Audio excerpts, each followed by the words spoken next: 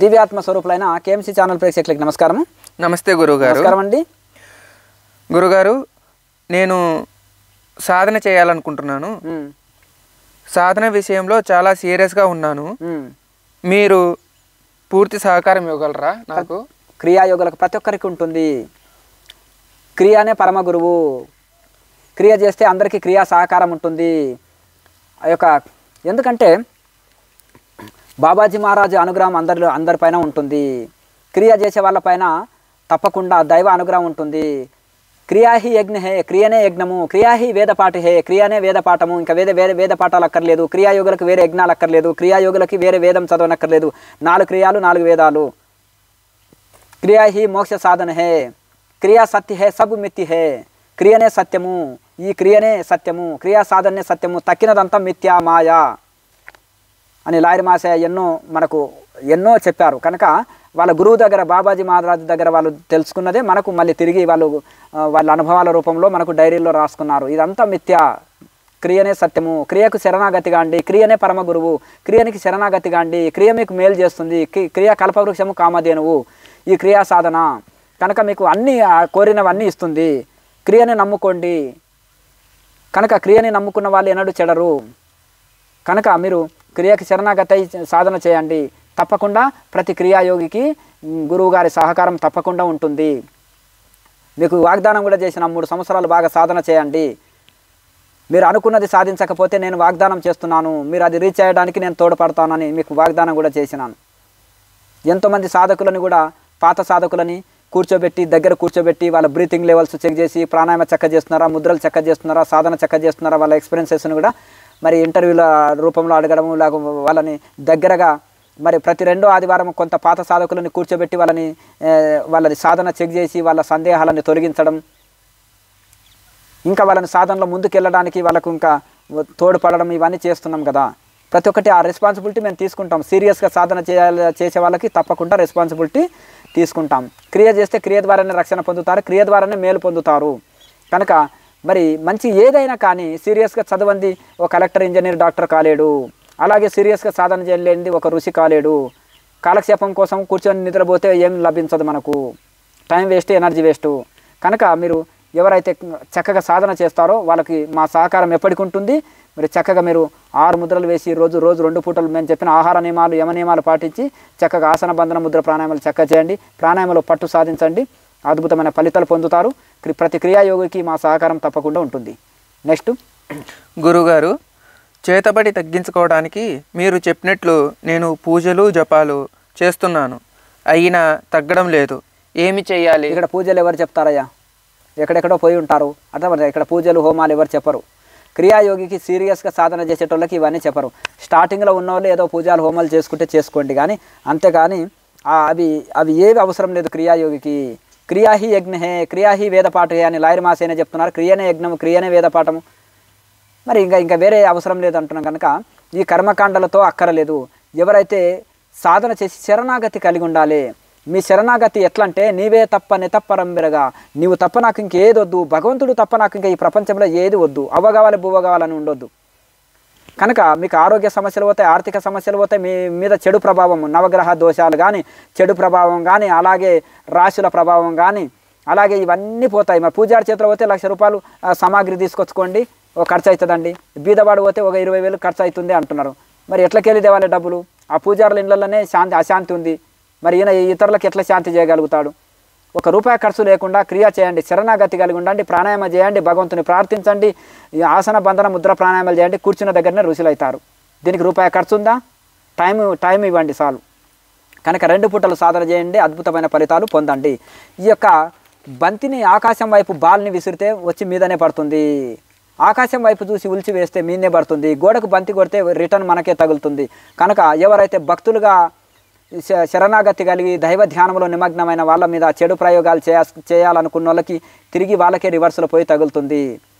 కనుక స్టార్టింగ్లో కొన్ని సాధనలు చేస్తుంటే సబ్బు పెడుతుంటే మురికిపోతుంటుంది. ఎందుకు బాధపడాలి? కొంతమంది అప్పు తీరుతుంటే ఎందుకు బాధపడాలి? కొద్దిగా కష్టపడాలి. డబుల్ డ్యూటీ చేయాలి. కష్టం ఎక్కువ చేయాలి. చేసినప్పుడు తొందరగా అప్పు తీరిపోతుంది. కష్టాలు వెంటనే వస్తున్నాయంటే రుణ విముక్తులం అవుతున్నాము. ఇంకా తిరిగి కష్టాలు రావు. పాపం అంతా నశిస్తుంది. పాపం నశిస్తుంటే ఎందుకు బాధపడాలి? ఇక మిగిలేదంతా పుణ్యమే. అప్పు తీరుతుంటే ఎందుకు బాధపడాలి? కష్టాలు ఎక్కువ అనుభవిస్తే అవి తీరిపోతున్నాయి, ఎందుకు బాధపడాలి?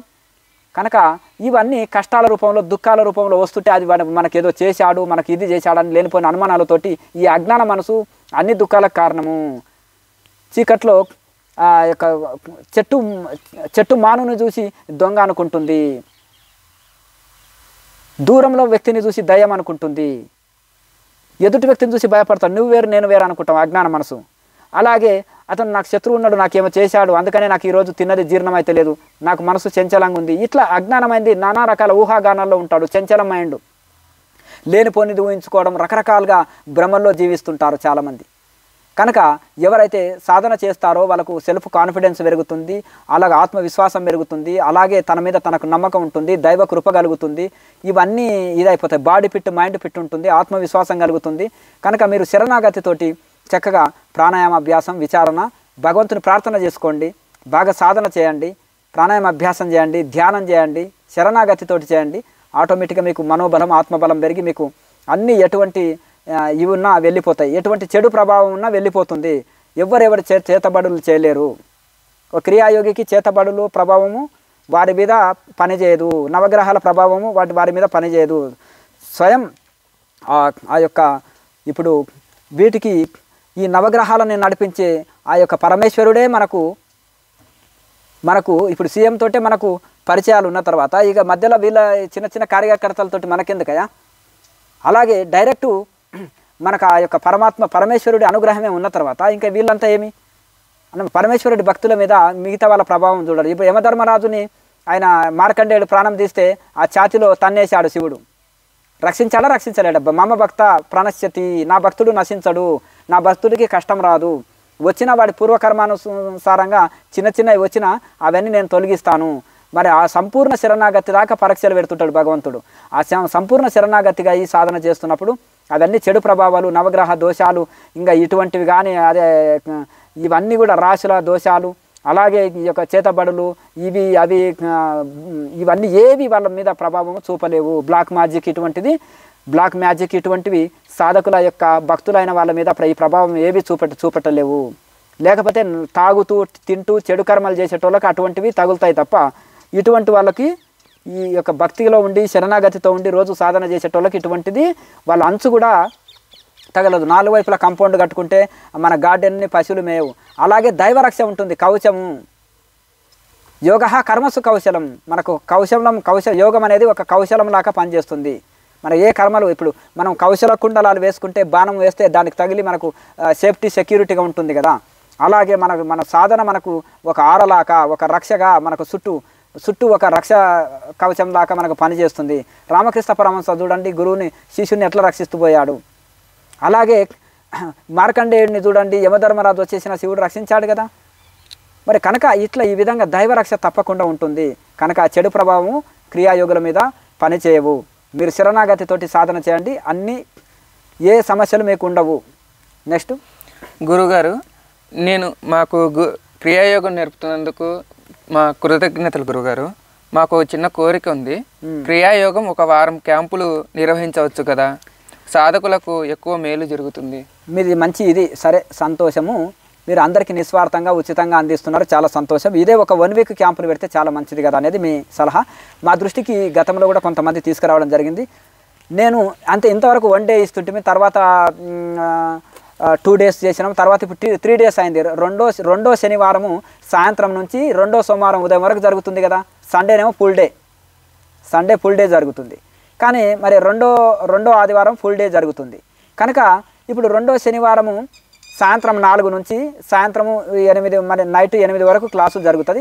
విశ్రాంతి తీసుకుంటారు.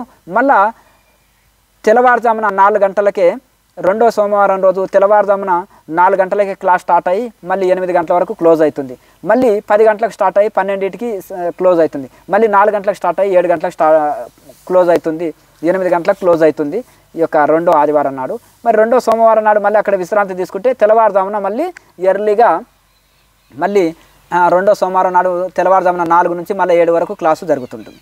ఇక ఒకవేళ ప్రశ్నలు అడిగే వాళ్ళు ఎక్కువ ఉంటే కూడా ఇంకో గంట ఎక్కువ కూడా టైం ఇస్తాం మేము. ఏంటంటే ఎక్కువ ఇంకేమైనా సందేహాలు, ఇప్పుడు సాధన చేసిన తర్వాత ఇంకా ప్రశ్నలు అడిగే వాళ్ళు ఉన్నారనుకో, వాళ్ళ సందేహాలన్నీ తీరుస్తాం. అలాగే ఇంకా మీ క్వశ్చన్స్ ఆన్సర్స్ అనే వీడియోలు మన కేఎంసీలో ఉంటాయి. మీ సందేహాలన్నీ తొలగిస్తాయి. ప్రాక్టికల్ వీడియో ఉంది, దాన్ని ముందు పెట్టుకొని ప్రాక్టీస్ చేయండి. తర్వాత questions answers, Kriya Yoga questions answers అనే వీడియోలు ఉన్నాయి, దాంట్లో మీ సందేహాలు తొలగించుకోండి. ఈ 3 డేసే టైం ఇవ్వలేకపోతున్నారు. వచ్చిందంటే వెంటనే క్లాసు చేసినామా పరిగెత్తుదామా అనే సంసారం సంకలనే పెట్టుకొని వస్తారు. వచ్చినామా ఒక 5 క్లాసులు పెట్టినాను, 5 2 చేసినా చాలు అంటున్నాను. 2 చేసినా పర్ఫెక్ట్ అవుతాం. అదే సేమ్ క్లాసులు ఉంటాయి 5 క్లాసులు, అందుకే పర్ఫెక్ట్ కావడం కోసమే పదే అదే చేయిస్తున్నాం. దానివలన పర్ఫెక్ట్నెస్ వస్తుంది. దానివలన వాళ్ళకు 2 క్లాసులన్నా చేస్తే అవగాహన బాగా పెరుగుతుంది. ఇంటికి వెళ్ళి ప్రాక్టికల్ వీడియో ముందు పెట్టుకొని కేఎంసీ ఛానల్లో ఉండే practical video Kriya Yoga practical videos అని ఉంటాయి ప్లేలిస్టులో, అది ముందు పెట్టుకొని సాధన చేయండి. క్వశ్చన్స్ ఆన్సర్స్ వీడియో చూస్తూ మీ డౌట్లు తీర్చుకోండి. మీ థంబ్నెయిల్లో మీ యొక్క ప్రశ్న ఏడు ఉందో దానికి సంబంధించిన వీడియో ఓపెన్ చేసి చూసుకోండి. సందేహాలు తొలగించుకోవచ్చు. ఇంటి దగ్గర ఉండి మనము సాధన చేసుకోవచ్చు. అయితే ఇక్కడ ఈ 3 డేస్ కూడా వినియోగించుకుంటేనే మీరు పర్ఫెక్ట్ అవుతుంది. కనుక అదే కొంతమంది అనుకోకుండా వచ్చినప్పుడు 2 క్లాసులన్నా చేసి వెళ్ళండి అని చెప్తాం. 5 క్లాసులు ఉంటాయి కదా, 5 బ్యాచీలు ఉంటాయి. ఒక 2 బ్యాచీలన్నా పాల్గొంటే అదే ఇంటి రెగ్యులర్గా కంటిన్యూ సాధన చేసుకోవాలి. భవిష్యత్తులో ఒక 1 వీక్ క్యాంపులు ఏర్పాటు చేయాలని మాకు కూడా ఉంది. భవిష్యత్తులో చేస్తాము. ఇప్పుడైతే ఈ 3 డేస్ ఉంటుంది కదా, ప్రతి 2వ శనివారం నుంచి 2వ సోమవారం వరకు కంటిన్యూగా ఉంటుంది కాబట్టి 5 బ్యాచెస్ ఉంటాయి, 5 బ్యాచెస్ ఉంటాయి. అందులో 5 బ్యాచెల్లో కూడా పాల్గొనవచ్చు. ఆసక్తి ఉన్న వాళ్ళు పర్ఫెక్ట్నెస్ వస్తుంది. ఇంటికి వెళ్ళి ప్రాక్టికల్ వీడియో ముందు పెట్టుకొని మీరు సాధన చేసి సందేహాలు సాధన చేసుకోండి. ఒక 1 వీక్ తర్వాత మీకు పర్ఫెక్ట్నెస్ వచ్చిన తర్వాత వీడియో లేకుండా స్వయంగా ప్రాక్టీస్ చేస్తుండండి. ఉదయం సాయంత్రాలు 2 సాధన చేయండి. మళ్ళీ సెలవు దినాల్లో మీరు రోజంతా సాధన చేసుకోవచ్చు. మీ క్వశ్చన్స్ ఆన్సర్స్ ప్లేలిస్ట్లో సందేహాలు తొలగించుకోవచ్చు. అలా మీరు 3 పూటలు చేయొచ్చు, ఉదయం సాయంత్రం మధ్యాహ్నం. తెల్లవారుజామున మనం 3 నుంచి 6 వరకు 1 గంట, అప్పుడే డ్యూటీలు ఉండవు, చక్కగా సాధన చేయండి. సాయంత్రం 6 తర్వాత ఎవరికి డ్యూటీ ఉండదు. డ్యూటీ నుంచి రాగానే సాయంత్రం 6 నుంచి 9 మధ్యలో 1 గంట. మధ్యాహ్నం ఒకవేళ చేయాలనుకున్నాను గృహిణులు ఉంటారు ఇంటి దగ్గర, వాళ్ళకి మధ్యాహ్నం టైం దొరుకుతుంది. ఉదయం టిఫిన్ చేశారు, మరి మధ్యాహ్నము భోజనము 1 గంటకు చేస్తారు. 1 గంట కంటే మనం ఇప్పుడు 11 గంటలకు 11 గంటలకు ఇప్పుడు మనము 11 నుంచి 12 వరకు 1 గంట చేసుకోవచ్చు. అట్లా సెలవు దినాల్లో ద్రవాహారం లాంటి లిక్విడ్ ఆహారం తీసుకొని రోజంతా చేసుకోవచ్చు. మౌనం పాటించి రోజు చేసి సాధన కొద్దీ చేస్తుంటే ఒక స్థితిలోకి వెళ్తాం. కానీ అఖండ మౌన ధ్యానాల్లో అనంత ఫలితం పొందుతాము. మనం రోజు సెలవు దినం ఉంది సండే, రోజంతా సాధన చేయాలనుకున్నాం, లిక్విడ్ ఫుడ్ జ్యూస్ కానీ పాలు కానీ పండ్లు కానీ ఇటువంటివి తీసుకుంటే ద్రవాహారము లిక్విడ్ ఫుడ్ జ్యూసెస్ అలాగే పాలు కానీ జావ కానీ ఇటువంటివి తీసుకుంటే తేలిక ఉంటుంది. ఒక 10-20 నిమిషాలు గ్యాపు, గంట గ్యాప్ ఇచ్చినా ఏం కాదు సాధనకి. అలా గంట సేపు గ్యాప్ ఇచ్చి ఇటు వాకింగ్ చేసి మళ్ళీ వచ్చి ఒక 2 అవర్స్ చేయాలి, మళ్ళీ ఒక 1 అవర్ గ్యాప్ ఇచ్చి మళ్ళీ 2 అవర్స్, మళ్ళీ ఒక 1 అవర్ గ్యాప్ ఇచ్చి మళ్ళీ ఒక 2 అవర్స్ చేస్తుండొచ్చు. ఇట్లే ఆ 1 అవర్ గ్యాప్ ఇస్తాం కదా, అప్పుడు ఏమైనా లిక్విడ్ ఫుడ్ తీసుకోవచ్చు. కొంచెం దానికి ఎక్కువ టైం ఇవ్వాల్సిన అవసరం లేదు. కనుక ఈ విధంగా మనం అద్భుతమైన ఫలితాలని మనం పొందుతాము. రోజంతా సాధన చేయడం వలన అక్కడ అఖండ దివ్యశక్తి సంప్రాప్తమవుతుంది. ముందు రోజు మౌనం ఉండాలనుకున్నప్పుడు ముందు రోజే పనులన్నీ పూర్తి చేసేసుకొని బాధ్యతలు నెరవేర్చుకొని అక్కడ ఖాళీగా ఉండాలన్నమాట. అప్పుడు చిట్టీల మీద రాయడమో లేకపోతే వ్యవహారాలు నడపడమో చేయొద్దు. ఆ రోజంతా ఇంకా సాధనకే కేటాయించాలి. ఆ రోజంతా మౌనం ఉండి సాధన చేస్తే అఖండ దివ్యశక్తి సంప్రాప్తమవుతుంది. ఇప్పుడు ఒక రాయి ఉంది, మన సుత్తితోటి 10 దెబ్బలు కొట్టినా పగలలే, 10వ దెబ్బకే పగిలింది అనుకోండి, అంటే ప్రతి దెబ్బకు మెత్తబడుతుంది. కనుక మనం రోజు చేసే ప్రతి సాధన మనకు జీవితంలో ఉపయోగపడుతుంది. మనం ప్రతిరోజు చదివే చదువు సంవత్సరానికి ఒక తరగతి ముందుకు వెళ్తాము. ఒక 18 సంవత్సరాలు ఒక పీజీ పిహెచ్డి పూర్తి చేసుకుంటాం. అలాగే రోజు చేసే సాధన ఉపయోగపడుతుంది. కానీ రోజంతా ఎగ్జామ్స్ ముందర పిల్లలు చూడండి 10 గంటలు చదువుతారు, 12 గంటలు చదువుతారు. ఎందుకు? ఇది ఎంతో ఉపయోగపడుతుంది ఆ ఎక్కువసేపు చదవడంలో ఎగ్జామ్స్ ముందర. అలాగే మనం నెలంతా సాధన చేస్తుంటాము ఉదయం సాయంత్రాలు, కానీ రోజంతా అఖండ మౌన ధ్యానంలో అద్భుత ఫలితం వస్తుంది. అఖండ మౌన ధ్యానం అంటే కూర్చొని వంగి నిద్రపోవడం కాదు. వంగి కూర్చుంటే అది మెడిటేషన్ అనబడదు, భోంచేసి కూర్చుంటే అది మెడిటేషన్ అనబడదు, నిద్రపోతే అది మెడిటేషన్ అనబడదు. దానివలన గొప్ప నష్టము, సమయం వేస్టు, ఎనర్జీ వేస్టు. జంతువులు పశువులు పక్షులు నిద్రపోతున్నాయి, వాటికి మోక్షం వస్తలేదు. మనుషులు కూడా 8 గంటలు నిద్రపోతున్నాం రాత్రిపూట, దానికే మోక్షం రావాలి. ఇప్పుడు కూర్చొని నిద్రపోయి ధ్యానం అని చెప్తే దానివలన లాభం లేదు. నిద్ర వస్తుందా శవంలాగా పడుకొని హాయిగా నిద్రపోండి. ఇక కూర్చొని చక్కగా మెడిటేషన్ చేయండి మళ్ళీ. కనుక నిద్రకే కేటాయించండి, ధ్యానాన్ని కేటాయించండి, అప్పుడే ఫలితం వస్తుంది. చాలామంది పడుకోబెట్టి కూడా ధ్యానం చేస్తున్నారు, మరి ఘోరం. దాంతో ఏ లాభం లేదు, టైం వేస్ట్. కనుక మీరు తెలివైన వాళ్ళు గ్రహించండి. ఋషులు ఎట్లా భగవద్గీత ఎట్లా చెప్పింది, ఉపనిషత్తులు ఎట్లా, పతంజలి సూత్రాలు ఎట్లా చెప్పిండ్రు, ధ్యానం ఎట్లా చేయమన్నారు, ఏ టెక్నిక్లు వాడమన్నారు, ప్రతి దాంట్లో టెక్నిక్లు ఉన్నాయి. అంతకంటే గొప్పవాళ్ళు గారు ఇప్పుడు చెప్పేవాళ్ళు. ఋషులను నమ్మండి, ఋషులను ఫాలో కాండి, ఏం తెలియని వాళ్ళని కాదు ఫాలో అయ్యేది. కనుక ఒక ఆసనంలో కూర్చోడానికి ప్రయత్నం చేయాలి, ప్రాణాయామ అభ్యాసం చేయాలి, విచారణ చేయాలి, శరణాగతి కలిగి ఉండాలి, ఆసన బంధన ముద్ర ప్రాణాయామాలని చేయాలి. ఇవన్నీ చేసినప్పుడే మనము సాధనలో ముందుకు వెళ్తాము. అప్పుడప్పుడు వారానికి ఒకసారి సెలవు దినాలు ఆదివారం వచ్చిందంటే అఖండ మౌన ధ్యానం చేయండి. కనీసం నెలకు ఒక ఏకాదశో 2 ఏకాదశులు వస్తాయి, ఆ 2 ఏకాదశిలో నెలకు 2 అయినా చేయండి. లేదంటే మనకు సండే అయినా హాలిడే కనుక నెలకు 4 వారాలు వస్తాయి, 4 సండేలని మౌన ధ్యానం చేయండి. లేదా నెలకు ఒక్కటైనా మౌన ధ్యానము రోజంతా సాధన చేయండి, అద్భుత ఫలితాలు పొందుతాము. లారీ మాసే 10 పగళ్ళు 10 రాత్రులు ఒకసారి సమాధి స్థితిలో ఉంటాడు. రాత్రి సమాధి స్థితిలో పగలు ఉద్యోగం చేసేవాడు. అలాగే నెలకు 3 రోజులు సెలవు దొరికితే అడవిలో వెళ్ళి ఏకాంతంలో 24 గంటలు సమాధిలో ఉండి వచ్చేవారు. కనుక ఇట్లా మనం వైరాగ్యము సాధనకి గృహస్థ ఆశ్రమం అడ్డు కాదు, గృహస్థ జీవితం అడ్డు కాదు, ఉద్యోగం అడ్డు కాదు, పట్టణ జీవితం అడ్డు కాదు. ఎందుకంటే కబీర్ దాసు, లాయర్ మాసా, అలాగే బ్రహ్మం గారు వీళ్ళంతా నిరూపించారు. ఒక యోగాత్మకత గురువులు పట్టణ జీవితంలో ఫ్యామిలీ లైఫ్లో ఉండి ఉద్యోగం చేస్తూ కూడా సంసారంలో ఉండి కూడా తరించారు. క్రియాయోగం అంత గొప్పది, సైంటిఫిక్గా ఉంటుంది. ఇది ఫ్లైట్ వేలాగా తొందరగా గమ్యం చేరుస్తుంది, మనకెంతో అద్భుతమైన ఫలితం వస్తుంది. కనుక మీరు నమ్మకంతో విశ్వాసంతో చక్కగా ఆహార నియమాలు కలిగి మంచి శరణాగతితోటి సాధన చేయండి, అద్భుతమైన ఫలితాలు పొందుతారు. లోకా సమస్త సుఖినో భవంతు. ఓం